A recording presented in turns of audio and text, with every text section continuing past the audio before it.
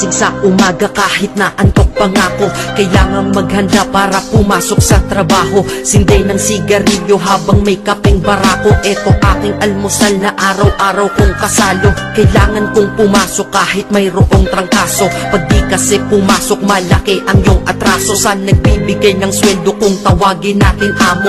Kailangan doble kayod para amo ay maamo. Sa sobra mong trabaho parang ang sama-sama mo. Sa iyong anak na di mo na laging maasikaso. Kailangan yung buksan ang isipan na sarado. Sa buhay minsan talo at hindi laging panalo. Wala kang aasahan, walang mamamalato. Pag di ka nagtrabaho buhay mo ay lalalato. Kahit pagod ka na ang sinasabi mo wala to. Mahirap ang mabuhay, anong magagawa ko? Kailangang magtrabaho upang mabuhay sa mundo. Kung di ka So, good morning guys. This morning pupunta tayo ng Polo Embassy. Babalik naman kami ng Polo Embassy guys. Babalikan po namin ngayon guys kasi sayang din po at malaking tulong po sa amin yung mga binibigay ng Polo sa amin na mga grocery. Magagamit po namin habang kami naghihintay dito sa Riyadh ng aming exit visa. Ayun nga po, papunta na kami ng Polo ngayon. Kasama ko si Kasablay. Ayan, kaway-kaway Kasablay. Yan si Kasablay guys. Hello mga idol. Yan, at papunta nga pala kami ng embassy, ano? At isa yan sa makaka-survive na rin kami kahit paano sa pagkain. Napakalaking tulong po para sa amin yan. O yun, tama, yun nga po. Ayan, kasama ko rin po si Valencia. Yun, Valencia oh. Pakitingin nga Valencia. Ay, busy si Valencia. Ayan po si Valencia. Busy guys. Sa kanyang pinagkakabisihan. Ayun nga po, papunta na kami ng Polo ngayong tanghali. Patanghali na po, alas 9 pasado na. Siguro mga alas 11 nandun na kami. Ayan, i-update ko kayo guys pag nandun na kami sa Polo. Pag nakuha namin yung aming kukuhain na grocery. Nakaripak na po, nakahanda na po yun. Kaya tinawagan na po kami para balikan namin ngayong araw ng Huwebes yung naka-reserve sa amin ng mga grocery. Kasi nagbigay po kami ng mga pangalan doon para ma-lista yung aming mga pangalan at nabigyan ng ayuda or tulong ng embassy dito sa amin. Philippine Embassy. Ano nga po palang pwede nyong may din sa ating mga kapwa Pilipino na baka meron din silang case na katulad natin, baka sila manghingi din ng tulong. Anong mga requirements po ba ang kailangan nilang dalhin para makahingi din po sila ng mga grocery doon? Ayun, tama po yung katanungan ni Kasablay. Ang mga kailangan po doon hinihingi sa pag-apply ng pagkuha ng mga ayuda o tulong. Mabibigyan po kayo ng tulong kung kayo may dalang passport, hihingin po ang passport sa inyo. O napaka-importante po dalhin po nyo ikama para mabigyan po kayo ng ayuda ng embassy. Kaya kung may problema po kayong katulad namin, nangangailangan ng tulong, mga walang trabaho po dyan, pwede po kayong pumunta ng embassy, mabibigyan po kayo ng tulong doon ng embassy. May rin pong pang survive habang naghihintay kayo yung mga grocery na binibigay nila. At yun nga po ay papunta na kami ngayon guys. Update ko na lang po kayo pag nandun na kami sa embassy. Ayan, so baybayan nyo po ang aking vlog. Patuloy na sa aming pagbiyahe ngayong umaga ng Huwebes. Ayan, hanggang dito lang po at tuloy po natin mamaya pagdating ng embassy. Ayan, on the way na po kami sa ongoing na papuntang embassy guys. Ayan guys, malapit-lapit na tayo dumating ng Polo Embassy. Very near to our destination. Mga 10 minutes na lang guys, nandun na tayo. Dito na kami guys sa Philippine Embassy sa Riyadh. Kaso traffic lang. Medyo ma-traffic lang siya dinadaanan guys, kaya mabagal. Pero kung tuloy-tuloy lang ang daloy ng traffic, mabilis lang sana tayo makakarating. Malapit na natin matanaw yung dalawang crane guys. Yun kasi ang palatandaan ko dun pag malapit na tayo makarating, yung dalawang crane sa may highway. Ito yun na yun ang aming paglampas niyang yan, malapit na tayo sa paglampas nitong underpass na yan. Yun na yun guys. May dadaan tayong underpass. Medyo ma-traffic lang talaga guys dito, kaya medyo test lang talaga sa biyahe habang tayo nata-traffic. Ay nakikita niyo yung galawan sa kabilang linya guys, kabilang lane. Ayan, napaka-traffic guys. Halos di gumagalaw. Buti rito sa dinadaanan namin, medyo lang, moving naman ang daloy ng traffic. Gumagalaw siya. Napalangga sa inyong pag ayan guys, napakaganda ng ating biyahe guys. Hindi gaano tayo nata-traffic. Medyo gumagalaw naman siya guys. Kaya ayun, update ko kayo guys pag dating namin sa Polo. Kukuha namin yung aming babalikan na bigay ng Polo sa amin. Yung tulong ng Polo Embassy, Philippine Polo Embassy. May binigay pong tulong sa amin. Ngayong araw na to babalikan na namin. Yun po ay mga grocery, tulong pang ano sa amin, mga walang trabaho, mga naka-stop work na tulong sa amin ng embassy yun. Kasi 22 minutes na naghihintay na po kami ng repatriation or barcode namin kung kailan lalabas, at mabibigyan kami ng visa. Bibigyan kami ng exit visa ng Polo Embassy. Sila na po nagpo-provide ng aming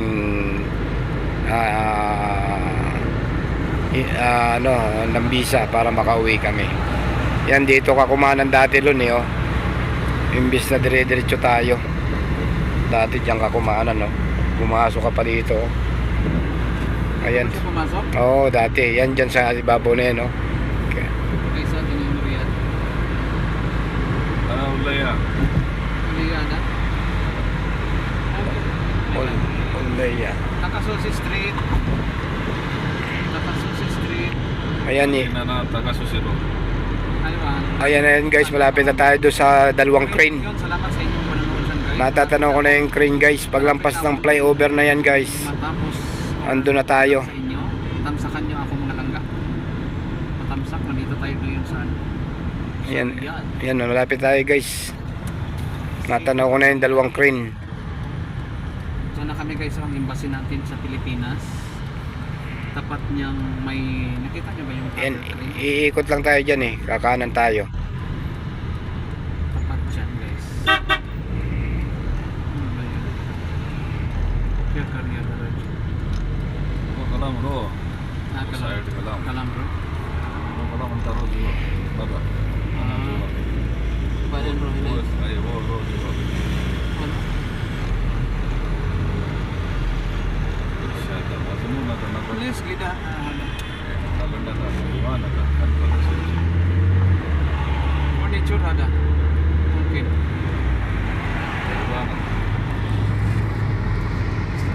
Yan, ikot na lang siya dyan Dito na kami guys, Takasusi Street, and we are heading to our place, to our destination. This is our final destination, and we are about to arrive at Polo Philippine Overseas Labor Office. Kunin na namin yung mga phone packs doon guys. So bye bye na sa inyo.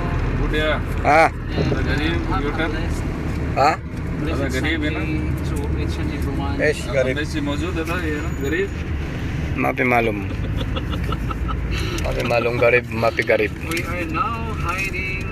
Ayan, preparing here. umiikot na lang guys. Ayan na yung Polo guys. Yan na guys ang Polo Philippine. Umiikot na lang. Ayan guys, yung building na yan guys. Philippine Overseas Labor Office guys here in Riyadh. So ito yung makita natin Ayan. mga kababayan natin dito mga langka. So this is it. Ya sudah kalau. This is it guys. Ito. Ada? Yan lang. Tani, tani. Roll. Ada. Philippine Embassy. Tani.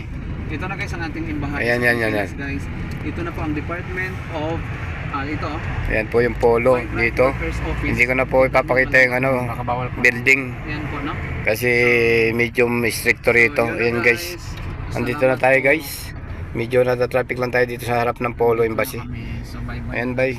See you again. Bye bye. Ayan, andito pa yung mga parking nila, yung mga nagpupunta sa Polo, yung mga nakaparking po. Ayan. Punta na po tayo dito. Ito po yung entrance nila Ay hada Philippine. Ada Pilipina matawa soup ada. Ay hada Muslim Philippine. لا هذا هو اسم عينك Ay wala. بعدين هو جيه هنا Hada Ayan. Muslim Philippine. ايوه هذا متوه Ayan, ini sudah siara Okay, naka 69 din ako at least. punta po tayo ng Polo. Yan. 20 minutes lang. 22. Natra-traffic lang po tayo. Magpaparking ang ating driver. مجنون هذا Kidirian. Ayan po yung building ng pupunta namin. Yan yung Polo Embassy dito sa Riyadh. Bababa na po kami ng aming sasakyan dahil nakaparking na po ang aming driver. Tuloy-tuloy na. Ayan, pupunta na po kami dyan sa loob niyan. Okay. Ayan, happy Thursday po sa lahat. Okay, baba na po tayo sa ating sasakyan. Loob ng building. Ayan, bawal po dong mag-video kaya hanggang dito lang muna ang ating video guys. Papasok na kami ng Polo Embassy. Guys, dito na ulit kami sa baba. Nakuha na namin yung binigay na ayuda ng Polo sa amin, Polo Embassy. Mga itlog, grocery. May ako ipakita guys pagdating sa aming kwarto yung nakuha namin. Guys, ito na guys. Yun lang guys ang aking update guys. Sakyan namin nandito na po guys. Apat na itlog na tray, may bigas. Merong itlog na kasama, 4 na tray. Ito guys yung itlog. Yan. Yan yung itlog guys. Nandun sa likod yung ibang grocery. 4 na tray na itlog yan guys. Kasi 4 kaming kumuha nung nakaraan. 4 na nagpalista kaming 4. Nagbigay lang po kami ng passport. Guys, pauwi na kami guys. Ayan. Nakuha na namin yung aming Yan po ang ayuda sa amin ng Polo Embassy. Yan, 4 na tray na itlog at saka marami. So yun guys, pabalik na tayo ng aming bidya. Sana Tapos na kami magkasikaso sa Bilib talaga ako sa doon. Polo Embassy. Wala pang isang minuto talaga. Nakuha na po nagkakaso natin kami yung karakaraka yung ating grocery na binigay sa amin ng Polo Embassy na tulong sa aming mga Pilipino na walang trabaho po dito sa Riyadh. Napakabilis po ng aksyon nila. Hindi na po kami nakapagtambay doon ng matagal. Pagka-send po namin sa logbook, binigay na po agad yung aming kailangan doon. Kaya hindi na po kami nakapagtambay ng matagal at yun nga po nakuha na agad namin yung aming mga grocery, mga bigas, itlog, mga dilata, kung ano-ano pa guys, mga binigay ng Polo Embassy sa amin na ayuda, na tulong sa aming mga Pilipino dito sa Riyadh. Yun lang po mo guys ang aking update guys. Pakita ko mamaya pagdating ng aming kampo yung mga nakuha nating grocery. Kasi hindi po natin pakita ngayon kasi nasa compartment na ng aming sasakyan yung mga nakuha naming grocery. Yun lang guys. Abangan nyo ang aking mga papakita mamaya pagdating ng aming kampo.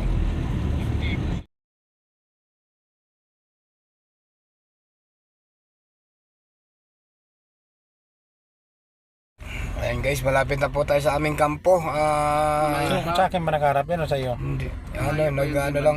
Magdidisi lang yung ating Bensin. Sayara. mag-bensin siya guys or Kakargahan po ng petrol ang ating service.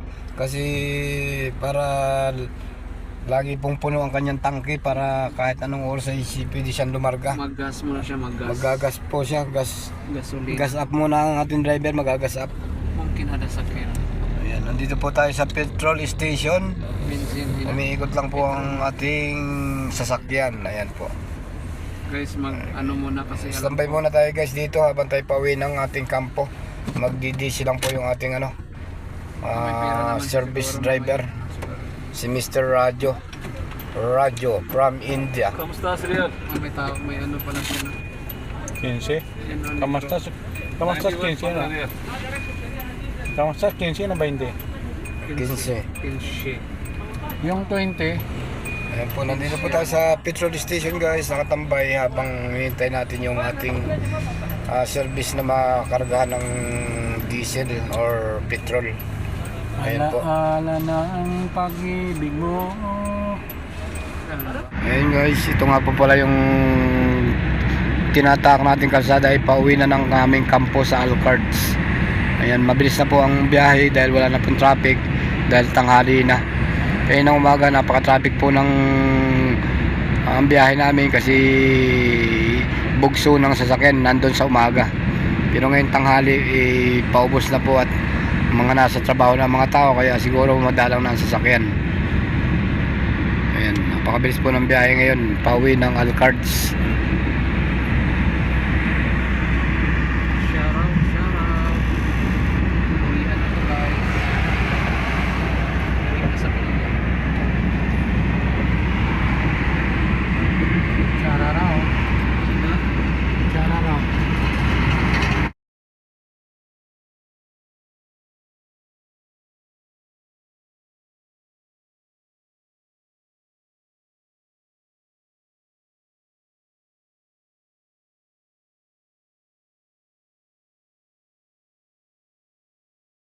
Ang ayuda sa Philippine Embassy, oh.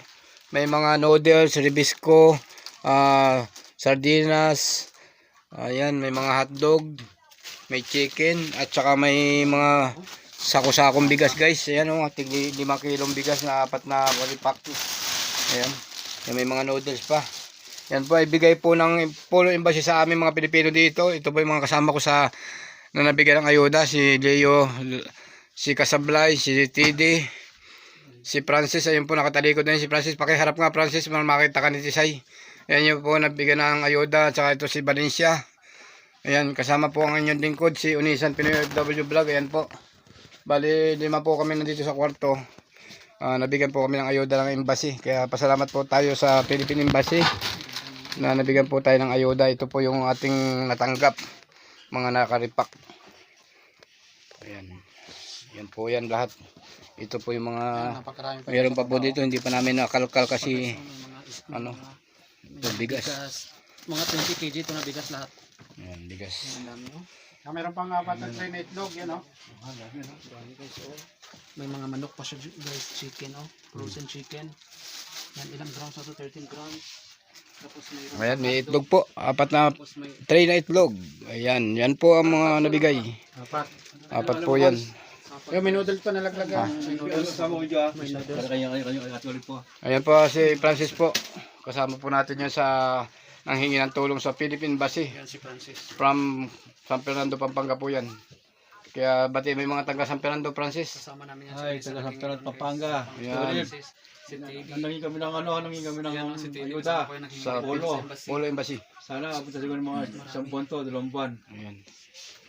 Ayan po mga kaibigan, salamat po sa Polo Embassy. Nabigyan po kami ng tulong. Kung hindi po sa tulong nyo ay hindi po namin alam kung saan kami kukuha ng mga pang-araw-araw namin pangailangan sa pagkain. Kaya salamat po sa inyong lahat na mga taga Polo Embassy dito sa Riyadh. Mabuhay po kayo, Polo Embassy Riyadh. Salamat po.